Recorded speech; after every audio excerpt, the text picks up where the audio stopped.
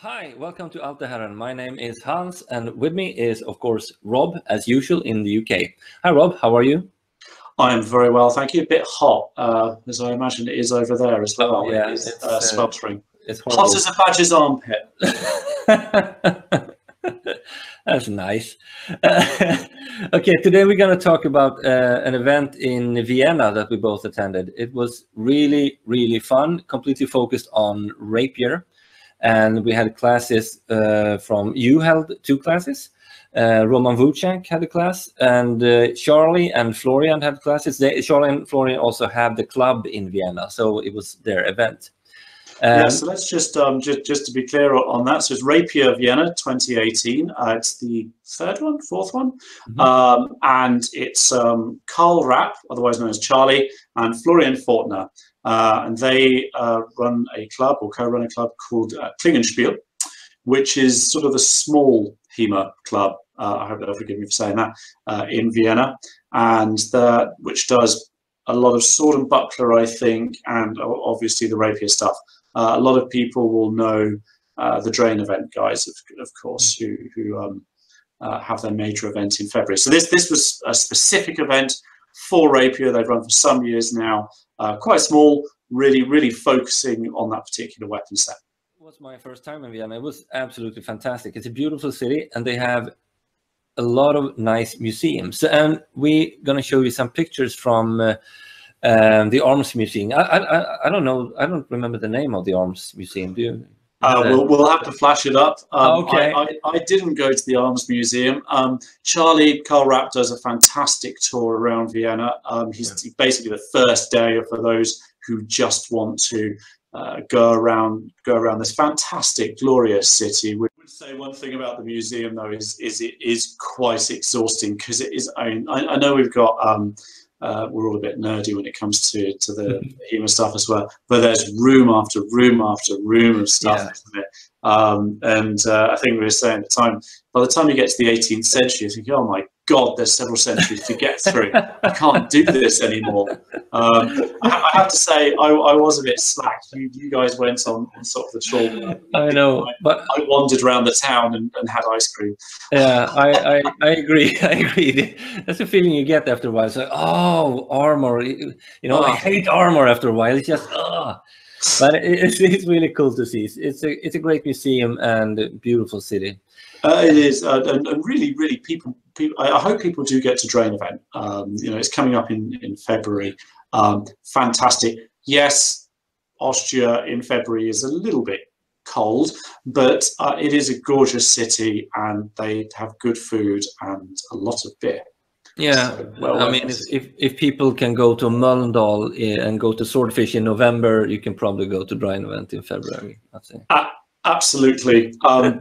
Though I would say, this event and Drain event they do have competitions at Drain event, but the emphasis isn't on there. It's much like the Dijon event. I know a lot of people feel that unless you've got a competition, what's the point? For me, I don't think the competition's all that. That's a whole other subject. But certainly, let's talk a little bit about Rapier Vienna now and the workshops that are on there. Yeah. So we had Charlie, Karl Rapp was doing a lot of work. He does Capoferro, and he was looking at footwork and very much how one needs to maintain the balance and how that actually dictates the options that you have in movement. Florian Fortner did his workshop on how to do the lunge. It's very much the lunge from a Fabris style. Really nice Fabris, actually. Really enjoy how they do this.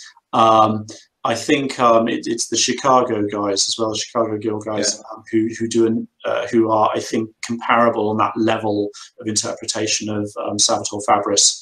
The nice thing about Florian is he looks at the 1606, the great treatise that was done for Christian IV of Denmark, but he also considers the 1602 and the German traditions afterwards, because Fabris isn't just a nodal point in time. He of course produces two treatises, one of which is more famous, and then he's got his legacy that continues on well into the later 17th century. So I think that's something Florian does very well. One thing I wanted to mention, of course, which may be contentious, is Roman Vajank did his workshop on Rapier of Maya, and this brings us some interesting terminologies, doesn't it? Yeah, it does. Meyer calls his one-handed sword rapier in his manual, and maybe people are more familiar with that the rapier should be like more of the kind of capo ferro. The Fabre is a more thrust-oriented weapon, but Meyer's one-handed sword is it's more of a side sword when you look at the usage of it, and there's a lot of cutting, a lot of parrying going to cutting. Of course, you thrust with it, but it is a lot of cutting. And when people, I think you should look at the blade of the sword. Can I use this to cut? Okay, then I will use it to cut. You know. Yeah, I mean, we've got this difficulty. I mean, Meyer's talking about something at the time when he's around about the time that Daligokie has published his, and today people would call that side sword of the Bolognese tradition. But of course, side sword is a modern term, and we need to be really careful. And the term rapier, as it's used today, has a modern understanding, and I still think it's kind of influenced by that Errol Flynn and Basil Rathbone dueling in the Hollywood movies, which of course were using actually fencing foils. I think they were using very, very light weapons. They weren't even using what rapiers were. And the English term rapier, Germanic language, I suppose, is again, you've got these things called war rapier that the 1595 Club talk about in their interpretation of Saviolo. And these are bloody great big, chopping weapons, almost like a giant messer. And I think we have to be really careful when we're talking about these things, because of course, as I always mention in my workshops, they don't call it a rapier in the French, Italian, and Spanish traditions. They call it sword. And you've got different swords, and you didn't have this overnight thing that one became the other, and it becomes very difficult when you're looking at the late 16th, early 17th century as to, are they talking about rapier or what they're talking about side sword? And so we come up with this concept of it's transitional, which, to be frank, is bullshit, because no one was transitioning, no one was thinking of transitioning. They were using, as my interpretation is concerned, you had different weapons, you had different swords for different things, and as you say, some were more choppy, some were more stabby, some were a bit of both. You can't we get trapped into this Victorian typology, so just a bit of a rant there, but I think it was really good that you had Roman doing definitely, because it shows that the whole world of rapier, so to speak, from Meyer and to later stuff. It was really nice. So that's one good thing with these small events. You can get more of a focus on one thing and you learn a lot from that, actually. Yeah, I think so. And the other thing, of course, is being able to spar with people in that sort of enclosed environment. It's one thing we did was we spent a lot of time sparring. We're gonna take a look at some sparring.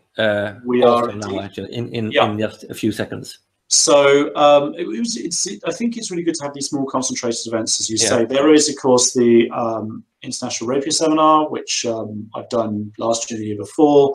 We've got these focused events. I think that's really, really important. Are there comparable events for things like longsword?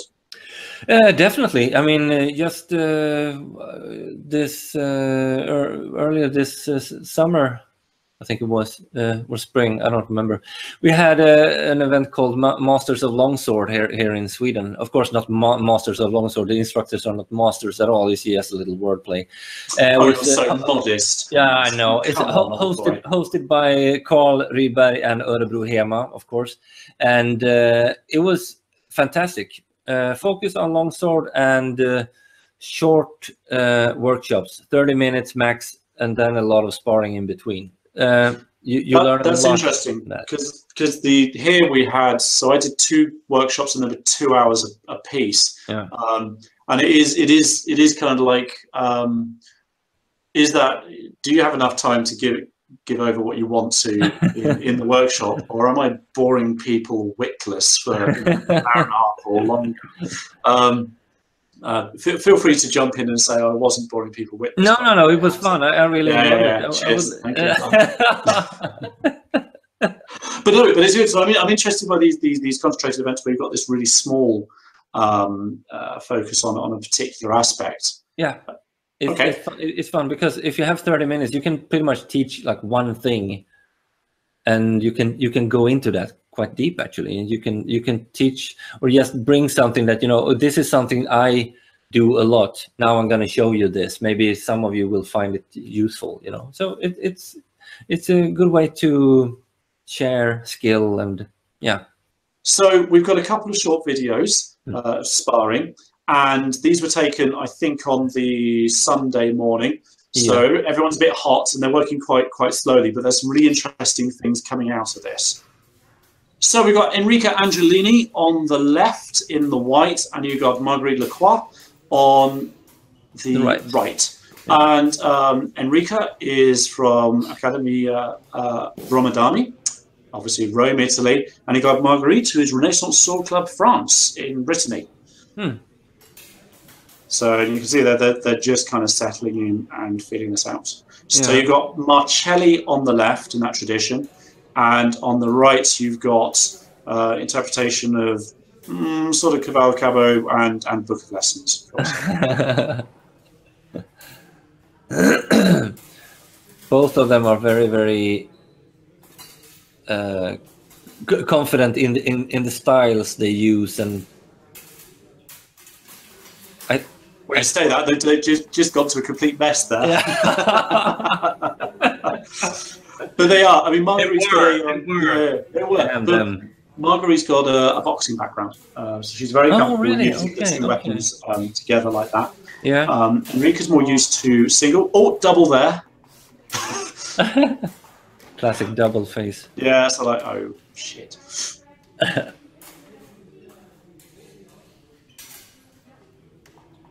So just coming in, just having a little play, and they're both searching out. Dagger's quite forward on this. They do mostly single rapier, right, in Rome, in that club. But Marcelli also has dagger. Yes, indeed. Stefano, who was on talking about HEMA for kids a couple of episodes ago, he's really the guy to go to, I think, for sword and dagger there. Yeah. Excellent guy. It's quite stylized as well. Oh, just failing the void there. Yeah.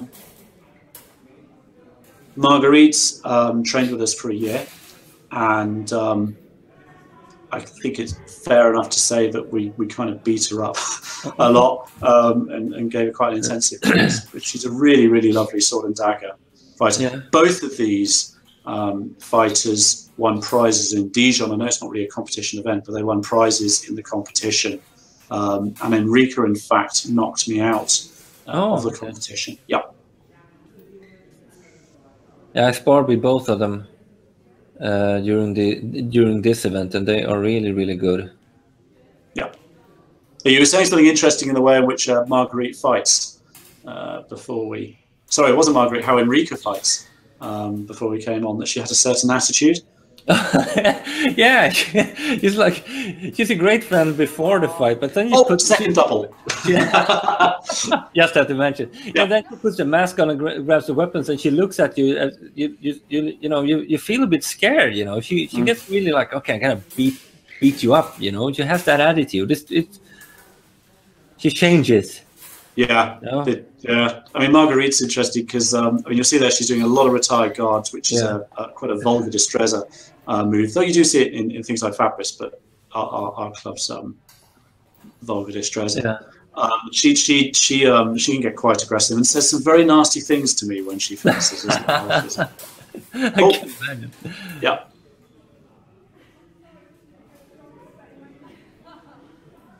So they're probably swearing about the cameraman there. Probably. Yeah. He was an ass. And you'll notice for Marguerite, she's crossing the dagger off and over her right arm, which I think is quite a Spanish thing there. Yeah, this is something that you taught in your class, the Cabo. Yeah, right? yeah, indeed, yeah. But there is the dagger across the arm, as I'm saying, is you see that in lots of Spanish forms. Yeah.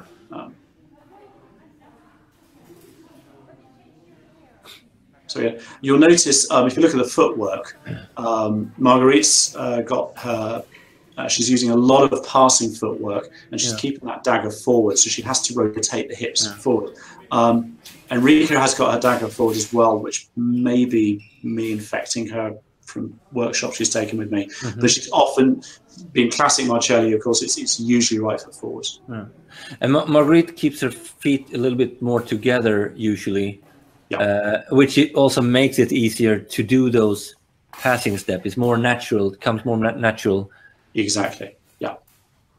I mean, Marcelli's got this fantastic lunge. And and there we go. So they go in and they just beat each other. Oh, look at this. Okay. Fantastic. So do we want to make any comments about the... about this? Do we want to make comments about this? Okay, so we're going to go straight into this, are we? Okay. All right. Okay, this is actually us fencing. Yeah, two horrible old men fencing. I'm on the left. Yeah. The first double there, isn't it? Double. Oh, quality rapier. Yeah. You can't beat it, can you? So you use your cup hilt, right? Yeah. And I use my old swept hilt. It's actually very nice. A lot of people use cup hilts these days. What are you saying? I think that people should use more swept hilts. Well, the reason why for me is I should, in theory, use a ring hilt. And the problem is they break. They get broken on the thing. And a cup hilt is better. And to be honest... you save your fingers. And I save the fingers. Yeah. And there is this thing about authenticity. I'm quite pleased with that little play there, actually. Yeah, we had a lot of nice exchanges, actually. Authenticity is great, but then there's that sort of compromise as well. I don't know. It's arguments to or fro. I feel quite bad about it now. So there because you're a bugger, you keep on wanting me to try and go for it. Yeah, but I also know that he won't go for it. It was horrible. It's only because I'm too tired to actually do it. Sometimes people there got nice one. Low thrust into the lower opening. Very nice. I'm not entirely happy with that, I have to say. I do feel that my with the last one or the with my fencing on that particular one, I have to say I think my hands are a little low. I'm sort of holding it down there, and really I should have my hands more advanced. So it's always good to watch these things, and you know, I think you've got to self-critique quite heavily. Yeah, the first time I see myself, like now, I haven't seen myself for a long time fencing, and now I was like, ooh, is that my guard? Really? It is horrible, you know. So it's good to do. It's also good if you fence in a hall where you have mirrors or something. It's also very useful, of course. We're very lucky actually. On Saturday we got mirrors to do that. I think one of the things about the Rapier event that's very useful is getting feedback from other instructors. One of the problems I find is people are either rude or polite. I mean, if I'm saying, how does I look? Most of my friends will turn around and say, "You were shit." But it's. I mean, I know I've got a problem with self-esteem and stuff like that. But I'm genuinely asking, okay, what am I doing? Is there anything right here? Is there anything? And actually, I've got some good feedback on my stance. And also watching these things, I got some good feedback. So I think people need to use these events as well to really get some feedback and from instructors and from peers to go, okay, what am I doing? Is this okay? Is this wrong? I'm having a trouble with this. I mean, one of the joys I had in the Rome event was, you talk about Alessandro Ricci, was he worked with me on some things of single sword. And I do feel that that's one of the things that people really should try and go to these events for, is to it's kind of that cross-pollination to really get other instructors who've got maybe doing the same system as you, but have got a different idea and a different approach, and really draw on that. And also to, you know, be quite honest with yourself. Okay, how's it going? Am I doing well? Am I genuinely doing well, or is this ego? You know, really getting that feedback. And I think that's one thing I really enjoy about. I had some great sparring with Charlie Carl Rapp, who of course has got this damn rapier that's 47 inches long on the blade or something like that. Yeah, he says 47. I think it's like 60 or something. It's long. You know? It's at least certainly if you're not using imperial measurement, it's about 25 meters in the blade. Yeah. You know, like that. You know, but he's a very, very nice guy to spar with, and he gives you that feedback. It's a very warm event like that. Yeah, it is. Okay, so let's all go to Vienna again, I guess. Yep. So I don't know what they're doing next year. I'll certainly. I'm teaching at Drain next year, so I'll definitely be there. Yeah, I'll be there. I'm looking. That will be cool because it's always good to see you at these events. We saw you fleetingly at Rome, where you coached me. Thank you very much. Oh, thank you. It was nice to see. We need to see you at Dijon because you keep on saying you're going to go to Dijon and then you never turn up. I know. Can we cut this out? No, I think this is important because you are the. I don't want this to be on tape. They want the you know, they want the crumpet. They want the sexy Alte Herren. They need you at the event. You're the one that brings in the views. Really? Oh, yeah, from ladies of a certain age, generation. Oh, really? Oh. All right, I think we'll finish there, shall we? Yeah, I think so. Okay. All right. Thanks, dude. Thank you. Bye.